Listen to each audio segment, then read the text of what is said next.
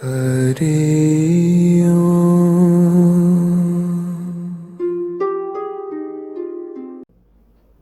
आप अभिमान करो, एक भाव डालो, प्रबलता दो, मन में यही भाव रखो, मैं मुक्त हूं।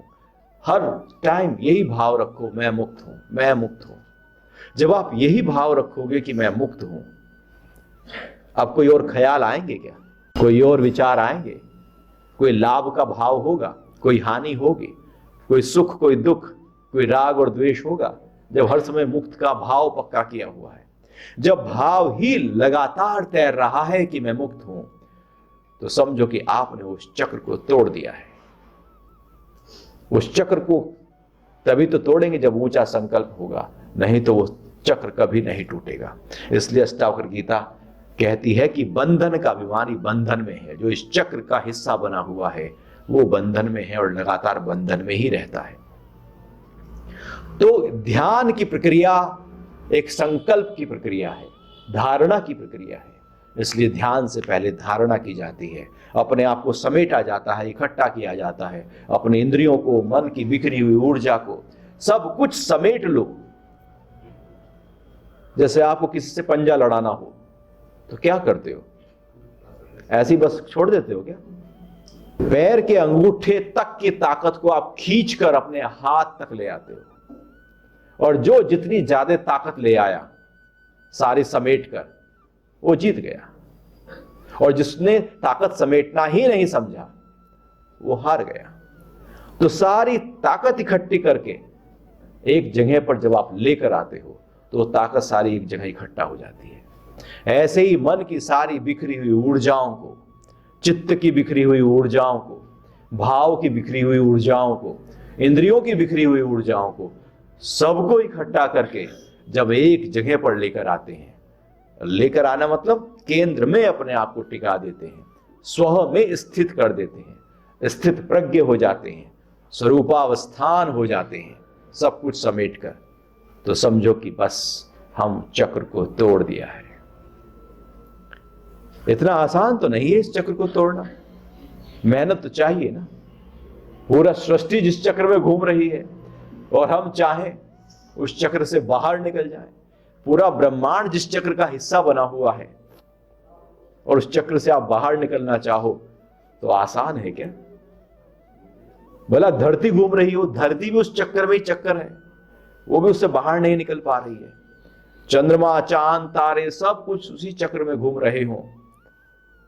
आप यदि बाहर निकलना चाहो तो निकल सकते हो, वो ना निकल पाएंगे, लेकिन आप निकल पाएंगे, क्योंकि आपके अंदर विवेक है, क्योंकि वो जानने की जो प्रक्रिया है वो आपके अंदर है, वहां नहीं है। वो जानने वाला कौन है?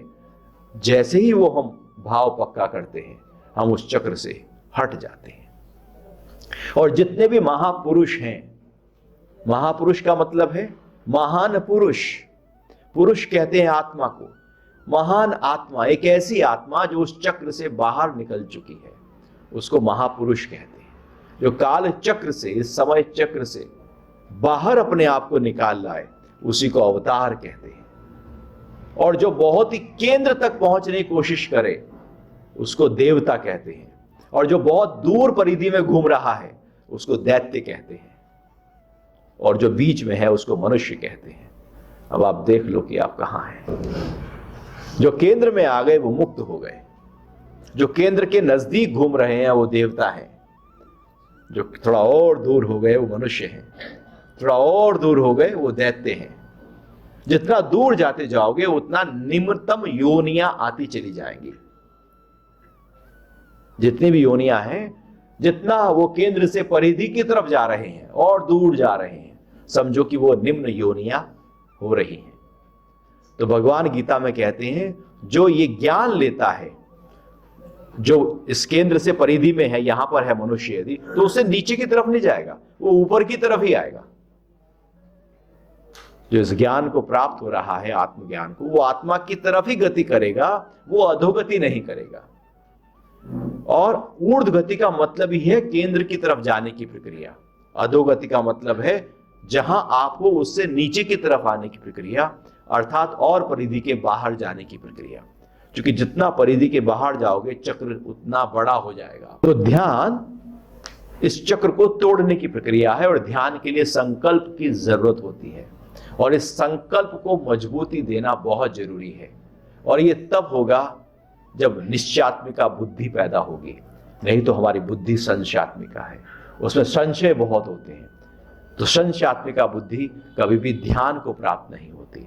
और यदि संशयात्मिका बुद्धि है और उसको निश्चयात्मिका बुद्धि में कन्वर्ट करना है तो ध्यान ही एक ऐसा उपाय है जो हमारी बुद्धि का भी विकास करेगा।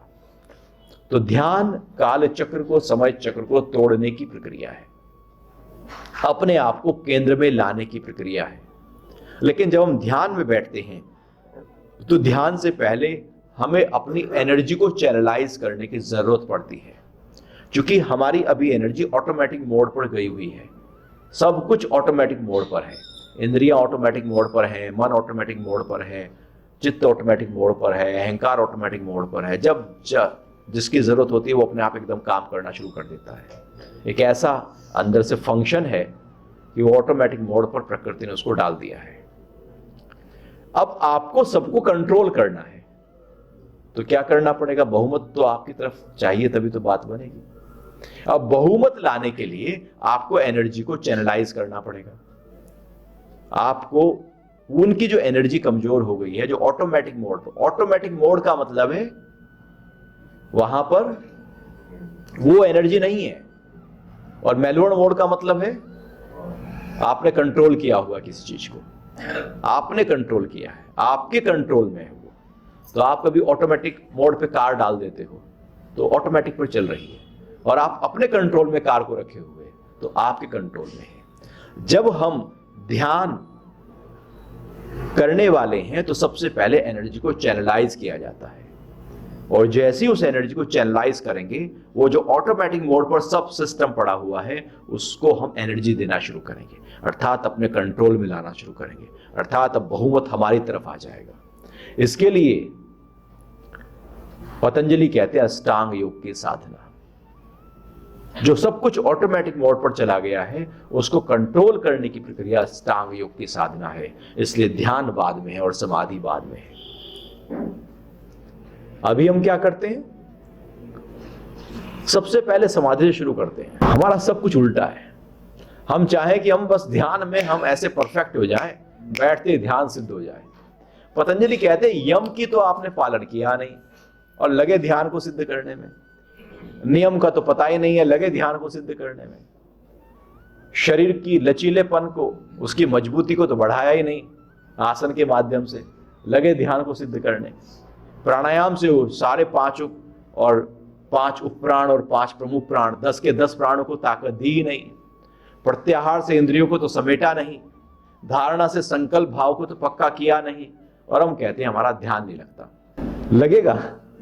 वो तो क्रम वो है जिस क्रम को ऋषियों ने अनेक साधनाओं के माध्यम से, हजारों वर्षों की तपस्या के माध्यम से जाना और उसका एक सेट परफॉर्मा तैयार किया कि इसी गति से आप जाएंगे। सीधे ध्यान में नहीं जा पाए, और हम सीधे ध्यान में जाते हैं तो भला इतना पावरफुल चक्र को हम सीधे तोड़ सकते हैं क्या?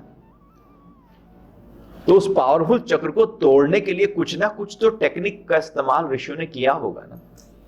वो टेक्निक क्या है, वो तरीके क्या है, वो टूल्स क्या है, वो उपाय क्या है? किन उपायों से उस चक्र को, वो जो चित्त लगातार चक्र, मन लगातार चक्र का हिस्सा बने हुए हैं, वहां से अपने आप को उससे विड्रॉ कर ले?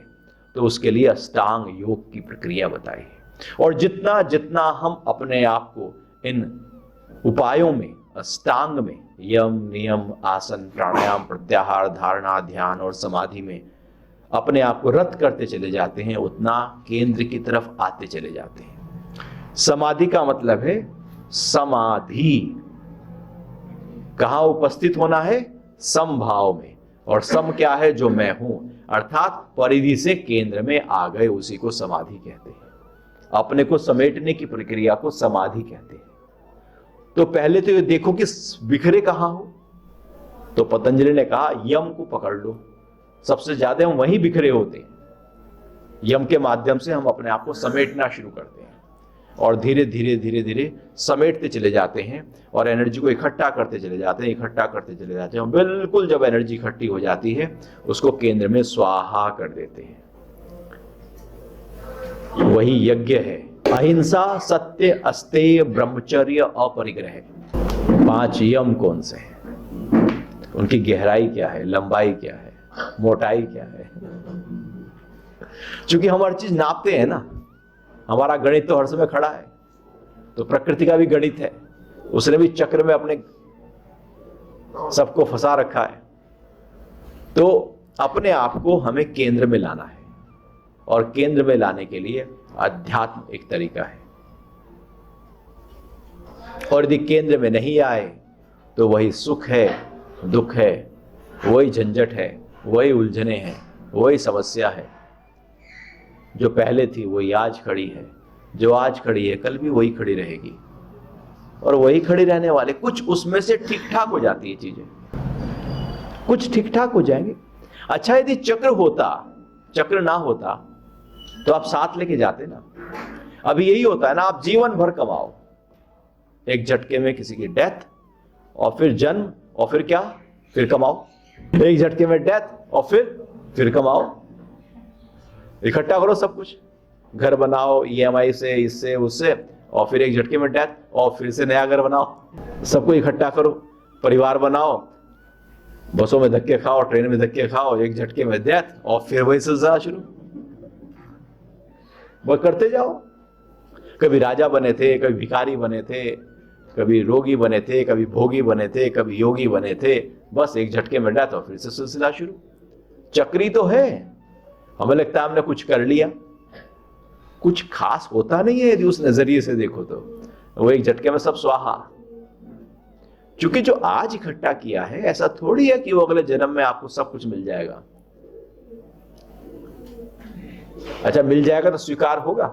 भैया देखो, पिछले जन्म में ये बच्चे थे, ये हस्बैंड था, ये वाइफ थी, यही ले लो, ये EMI चल रही थी तुम्हारी, इतना कर्ज था तुम्हारे ऊपर, ये देखो तुम्हारे पास अब फिर आ गया है, माथे पे हाथ मारो, कहां फंस गए। चाहिए क्या वो जो इस जन्म का है? भगवान ने कहा भैया ठीक है ना, नया ले लो। हर बार नया मिलता जाता है और हम खुश होते जाते हैं। वही चक्र है, उस चक्र का हिस्सा बनते जाते हैं। बस कभी चक्र में हम इस तरफ बैठ जाते हैं मुंह करके तो इधर के दृश्य दिखने लगते हैं, कभी इधर बैठ जाते हैं तो इधर के दृश्य दिखने लगते हैं, और कभी बाहर की तरफ बैठ जाते हैं तो उधर का दृश्य दिखने लगता है। कोई बिरला होता है जो केंद्र की तरफ मुंह करके बैठ जाता है और केवल केंद्र को देखता रहता है और केंद्र की तरफ बढ़ता चला जाता है, फिर वो सारा चक्र टूट जाता है। तो मुंह ना फेरना मतलब घुमाते रहना। घुमाने से चक्र दृश्य तो बदल जाएगा लेकिन हम वहीं खड़े रहेंगे। घर में भी तो ऐसी होता है, इस आप खिड़की में जाके देखो तो नजारा कुछ और है, उस खिड़की में जाके देखो नजारा कुछ और है, बदलते रहते हैं नजारे। तो ऐसे ही है, हर जन्म में नजारा कुछ बदलता रहता है और हमें लगता है वाह क्या बात है।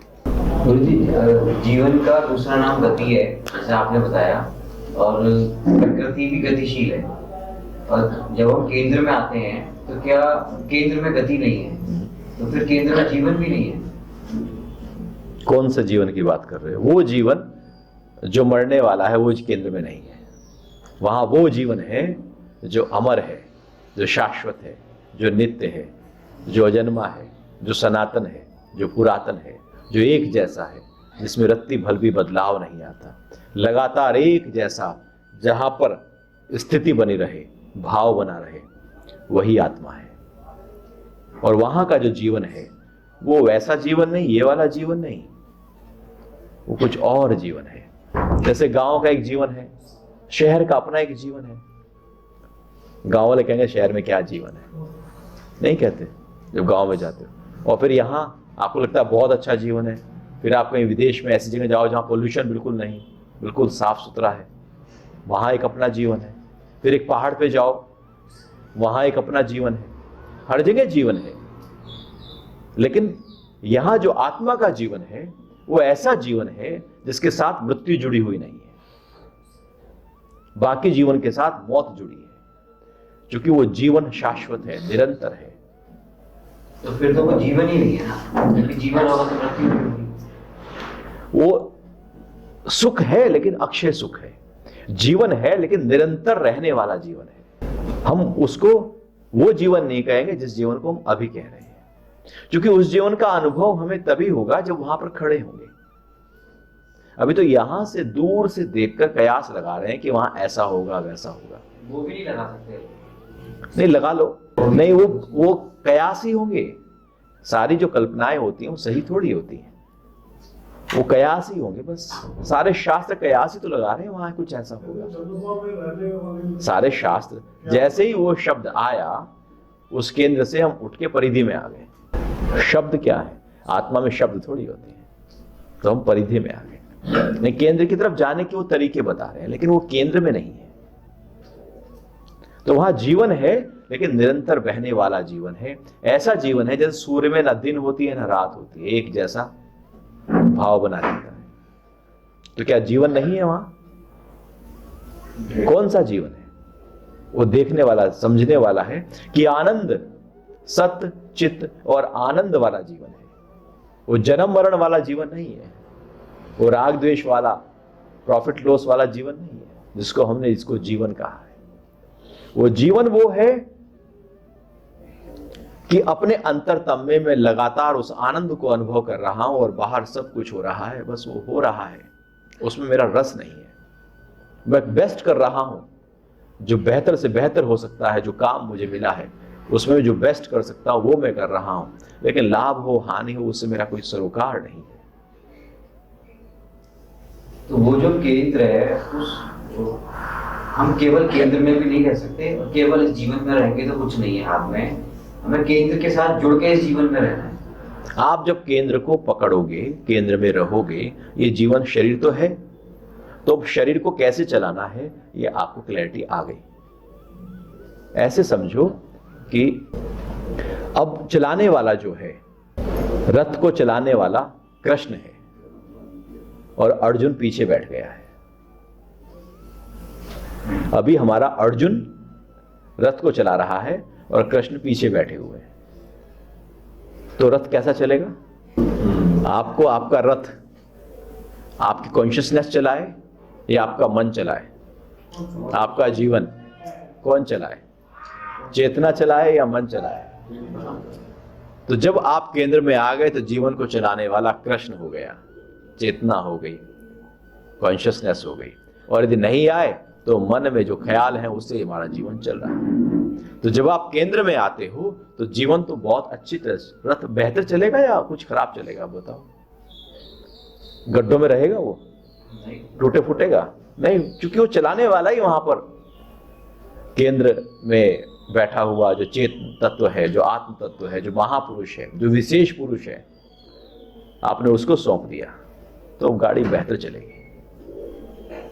चिंता ना करो, जब वहां पहुंचोगे तो फिर देखेंगे कि जीवन फिर रहेगा नहीं रहेगा। यदि वहां पहुंच गए तो इसलिए तो नहीं जाते वहां, फिर ये कैसे चलेगा? घर गृहस्थी चलेगी कैसे? आप तो बैठा दोगे जंगल में फिर यही जंगल है। आप कहते हैं ना कि चक्र तो कहीं जाएगा भी नहीं, चक्र तो रहेगा ना वहीं। आप उसके साक्षी हो जाओ, चक्र जो का त्यों चलता रहेगा। आप केंद्र में खड़े हुए चक्र को देख रहे हो, चक्र चल रहा है। या तो आप झूले में बैठ जाओ या बाहर खड़े होकर झूले को देखते रहो, कौन सा ठीक है? बाहर खड़े होकर मजा लो, पैसा भी नहीं लग रहा आपका, चक्कर भी नहीं आएंगे, बेकार। वो टेंशन होगी ना उसमें बैठ, किसी को उल्टी आएगी, कोई डर लगेगा, हा हुल्ला करेंगे। हम भी ऐसे ही हैं, वो हिंडोले में बैठे हैं और घूम रहे हैं। कोई बिरला होता है जो बाहर खड़े होकर पूरा आनंद ले लेता है। मन जो है चित्त से ज्यादा प्रभावित है कि माया से ज्यादा प्रभावित? मन की जो गति है वो हमारे चित्त में पड़े संस्कारों को ही पूरा ज्यादा करता है या माया के प्रभाव में? माया किसे कहते हैं? जो बाहर जो भी घट रहा है जिससे हम नहीं, बाहर तो माया नहीं है। माया मतलब मन, बाहर कुछ माया नहीं है। माया तो मेरे मन में पड़ी है, मैं उसको देखता हूं, ये अच्छा है, ये बुरा है, ये दिन है, ये रात है, ये लाभ है, ये नुकसान है। मैं कुछ कह रहा हूं, वो मेरे कहने की जो प्रक्रिया है, मानने की जो प्रक्रिया है, उसको माया कहते हैं। मेरी जो दृष्टि है उसको माया कहते हैं। इसलिए जैसी दृष्टि वैसी सृष्टि। तो माया कहाँ है? सृष्टि में या दृष्टि में? दृष्टि में माया है, इसको करेक्ट करो। उसे करेक्ट करने की जरूरत नहीं है। और चित्त क्या है?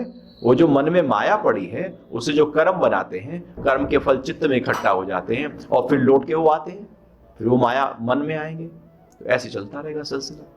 तो माया आपके अंदर है। तो मन को गति कौन दे रहा है? चित्त मन को गति दे रहा है प्राण। और मन तो ऐसे ही है जैसे एक पर्दा है,